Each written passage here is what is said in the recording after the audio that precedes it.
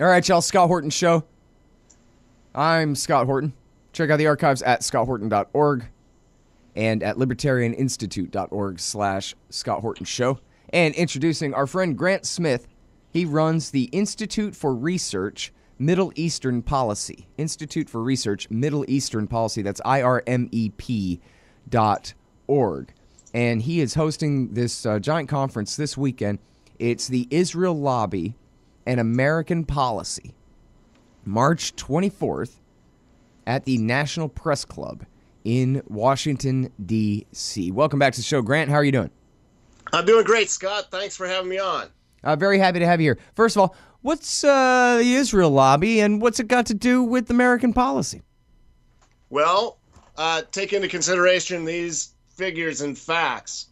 It's been around since the start of Israel. It's got a budget of almost $4 billion this year, going up to $6 billion by 2020, 343,000 employees, and a whole constellation of organizations that want the United States to give preferential treatment to Israel. They want to advance Israel by working inside the United States. So that's the Israel Lobby. And this entire conference is about its impact on America. All right, then. So, who's talking? Well, the lineup is incredible. If people want to see the program, it's already up on the website, israellobbyandamericanpolicy.org. But I'll be kicking off the ceremonies with a set of brand new polls about American attitudes about Israel lobby programs. Professor John Mearsheimer is coming to give an update on his book, The Israel Lobby. After that, we have Center for Constitutional Rights, Maria LaHood, who will be talking about efforts by the Israel Lobby to quash boycott, divestment, and sanctions and other initiatives that go against that program in the United States. Congressman Jim Moran and Nick Rahall are going to be sitting down with the co-organizing Washington Report on Middle East Affairs magazine editor Janet McMahon to have a conversation about the Israel lobby as it affected their work in Congress. We've also got a lunch screening of a special Al Jazeera 6-month report, undercover investigation of AIPAC's activities in London, as well as Israel lobby or Israel embassy operatives. After that, we'll be having Palestinian legislator Hanan Ashrawi talk about the so-called peace process on the receiving end, on the Palestinian side. Tom Hayes, documentary film producer, has a new documentary based on 25 years of his work in Israel and the occupied territories, called Two Blue Lines. He's going to screen that and make a presentation. Jack Shaheen, the Hollywood critics, who wrote the book Real, R-E-E-L, Bad Arabs, about Hollywood's portrayal of Arabs and Muslims, is going to talk. We've got Wajat Ali, who wrote Fear, Inc. for the Center for American Policy before he and all the other offers, Eli Clifton, Ali Gharib, got fired and ousted because it pointed the finger squarely at the Israel lobby and many of its big funders for giant Islamophobia campaigns in America. And finally, keynote Ilan Pappé will talk about changing views on just what Israel is in terms of settler colonialism. He'll be followed up by Clayton Swisher, the director of Al Jazeera's investigative unit, former U.S. military spokesperson in Iraq, but now working for Al Jazeera, is going to talk about that 4-part investigative series and what journalists really show what journalists can do as investigative reporters to reveal the activities of this incredibly powerful force. After that, there's a giant networking networking reception. People are going to talk. There'll be book signings and all sorts of very high-level discussions, but also students and others who are coming together to talk about this. Mm-hmm. That's the program. Man, that sounds great. And hey, listen, I can speak from experience that Grant here runs a real tight ship, and he puts on a serious conference. There's a reason this is at the National Press Club in Washington, D.C. It's a great place to do it. Yeah.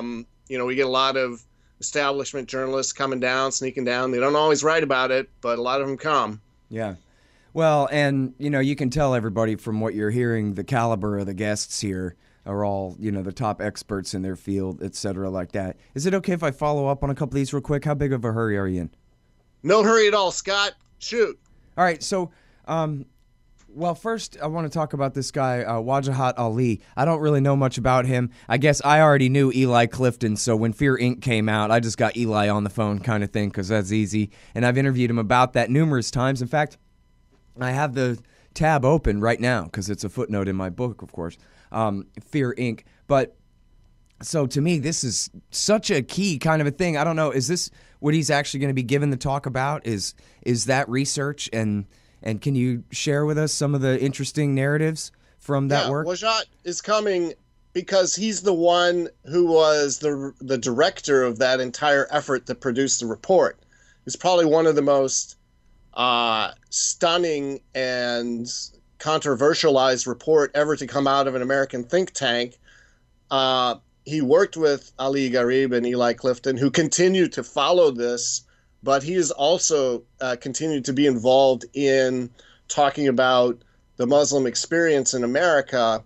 And he's going to take all of this research that went into Fear Inc., which really revealed an incredible amount of effort, whether it was by Frank Gaffney's organization, the Center for Security Policy, whether it was from the makers of the videos Iranium, the Clarion Foundation, and all of these other organizations profiled.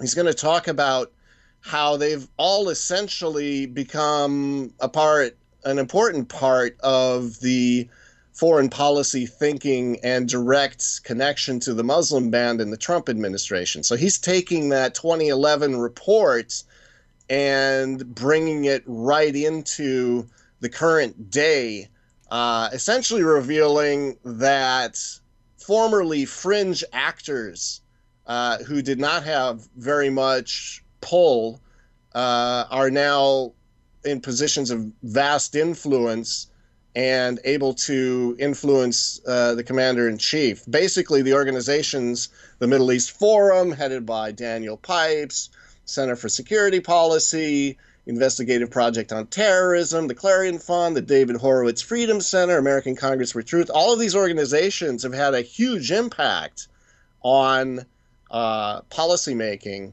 So he's going to bring it right into the present. Now, he's probably not going to have time to do everything, but in my last book, I followed up on what happened.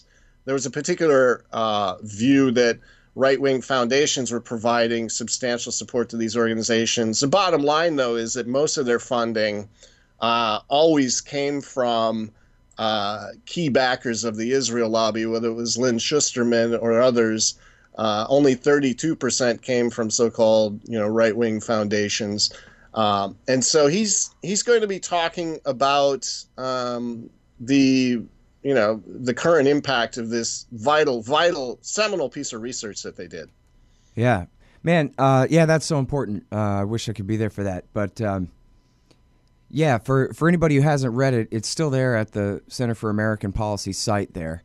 And it's called Fear Inc., The Roots of the Islamophobia Network in America. And in other words, all this scaremongering that you hear about Muslims all the time is one cover for the fact that our government picked this fight by intervening in the Middle East. And two, it's a massive corporate public relations front to try to get you to conflate all of your fears with all of Israel's problems.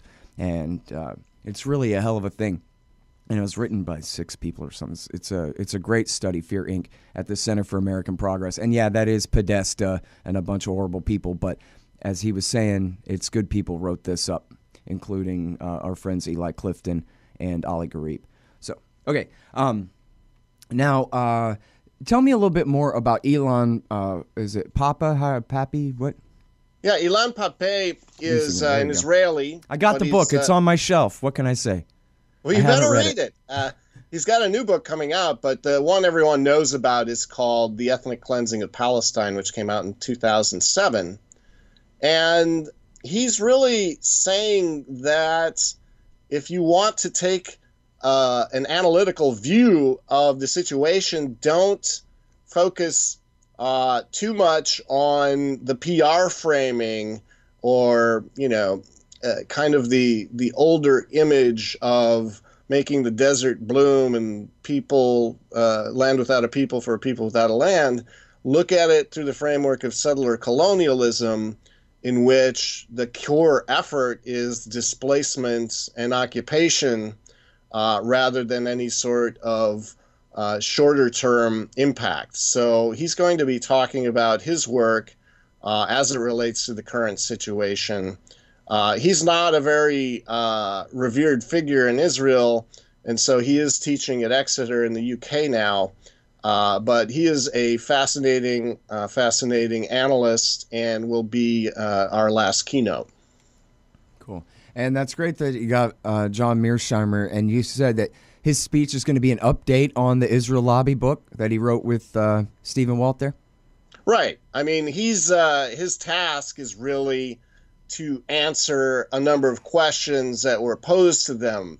Number one, what, if anything, has changed in the decades since the book came out and your subsequent findings? He makes it clear when he gets the chance to do it, although he's not given the chance in too many conferences, that he follows this closely. So we want to know what his subsequent findings are. And as it pertains to the current situation, the foreign policy choices the U.S. makes that it otherwise would not, if not for Israel, and especially what he thinks the new administration could do differently that would better serve broader American interests. That doesn't mean his advice is going to be taken, but he's one of the most, high-level realist foreign policy thinkers. I think you've had Stephen Walt on your show a few times. I don't know whether you've interviewed him, but it's basically all, very, very much realpolitik. I think he's got a picture of himself on the University of Chicago website, kind of looking like Machiavelli. It's kind of funny, but he's considered to be this very much leader in the realist school of foreign policy thought. Mm-hmm. I've interviewed him. I know I interviewed him one time about his foreign affairs article about how America picked the fight in Ukraine, not Russia. But I'm trying to think I don't think I ever interviewed him about the lobby. I think I interviewed Walt about the lobby, or about the book, the paper, but not the book. Right. Anyway. Well, the paper, I have interviewed him one time at least, I think. But yeah. Yeah. The paper is still, if you don't have time to read the book, it's still got all of the core arguments. Yeah. Especially about how they the role that they played, the very important role that they played in getting us into the Iraq War. That is probably one of the most underappreciated parts of the argument, that if you had removed the neoconservative thought leaders, there wouldn't have been a war, basically, is the argument. Yeah. So, well, you know what, too, is we can see kind of the relief in 2013. You have the same dynamic, only with all the kind of PR stripped down. So it was just Obama and AIPAC wanted to bomb Syria. There's nobody else in the country wanted to do it except the neoconservative movement, the Israel lobby, and the president. The president didn't even really want to do it. In fact, I don't know if you remember, I even speculated that the president had already decided he was going to back down, but he had asked the lobby to go ahead and push for the war just to help draw them further out on a limb so he could saw it off on them. I don't know if that's really true. I like to think that, but it was just the exact same Iraq war coalition, only all over again, only it was just the very core of it without anybody else. And there they all are, our neocon friends. Well, and that's kind of the interesting thing when you do public opinion polling. You can see that it's the lobby virtually alone that wants to move the U.S. embassy from Tel Aviv to Jerusalem. It's the lobby virtually alone fighting this BDS campaign. It's the lobby virtually alone that pushed for and got trade preferences, which make the U.S.-Israel trade agreement the worst bilateral by some measures of any. I mean, they're alone on a lot of issues that have vast impact. They're the only ones who want a no daylight policy between the U.S. and Israel. And so because they're so isolated, it's now possible to do surveys and ask the American public, what do you think about this particular program? And it's incredible to see what their responses are. Mm-hmm. Yeah, well, there's daylight. It's funny, right as you say that, the sun came out and in my window. Ain't that something? There you go. Hey, man, thank you very much for coming on the show. Best of luck to you at this great conference. I'm sure it's going to be great. Are we going to be able to watch a live stream of it online somehow? Well, I'm here today on your show, Scott, as the first official media outlet to be able to announce that, yes, this conference will be streamed, and you can see that stream. Let me give you some websites that aren't experiencing technical difficulties. WRMEA.org, Israel Lobby and American Policy.org, IRMEP.org. So hit those websites in that order and sit back and send in your tweets to @WRMEA or use the Twitter handle Israel Lobby Con. Israel Lobby Short Con. for Israel Lobby Conference. Oh, that's what it's short for. Okay. I thought you meant confidence game. So. No. Okay. Absolutely. Well, gee, Scott. Shows where your mind is. I thought you meant convict. No? Oh, I'm sorry. I'm no good at F. We tried to add an F for conference, but it just didn't fit. But yeah, so that's what we got. We're bringing that to our game. I got you. Okay. Israel Lobby Con is the hashtag. Is the hashtag. There you go. Okay. Right, so WRMEA, WRMEA.org. That's the Washington Report on Middle East Affairs. They're the good guys working with Grant on setting this thing up. Check out that site. And then also Israel Lobby and AmericanPolicy.org. That's the website where you can read all about the different guests and this and that program. And the other thing. Yeah, the it's all there. And people this can still come. This is Saturday morning at what time? No, sir. This is tomorrow. Tomorrow, Friday. Tomorrow, Friday at 9 a.m. Oh, man. Okay, well, I better hit save and put this out on the feed as fast as I can. Sounds good to me. All right. Hey, best of luck to you. I'll be watching. Thanks, Scott. Thank you, Grant. All right, you guys, that is the great Grant Smith. He's the author of Big Israel, the big book about the Israel lobby in the United States, and a whole bunch before that about how they stole nuclear weapons material from us and everything. The Israel lobby and American policy. It's Israel Lobby and AmericanPolicy.org. Israel Lobby and AmericanPolicy.org. Also go to WRMEA. Grant's site is having a couple of problems right now. Go to WRMEA, WRMEA. WRMEA. That's the Washington Report on Middle Eastern Affairs. So either of those, Israel Lobby and AmericanPolicy.org or WRMEA.org. And then the conference starts Friday morning, 9 o'clock. March the 24th, 2017. Hashtag Israel LobbyCon. All right, thanks, you guys. I'm Scott Horton. Check out the archives at scotthorton.org and all the latest at libertarianinstitute.org/Scott Horton Show. Oh, yeah, and check out all my questions and answers stuff. If you guys missed the old live show, I'm doing questions and answers over on the old live show feed. It's scotthorton.org/show. You can sign up for the RSS feed for that, too. All right, thanks, you guys.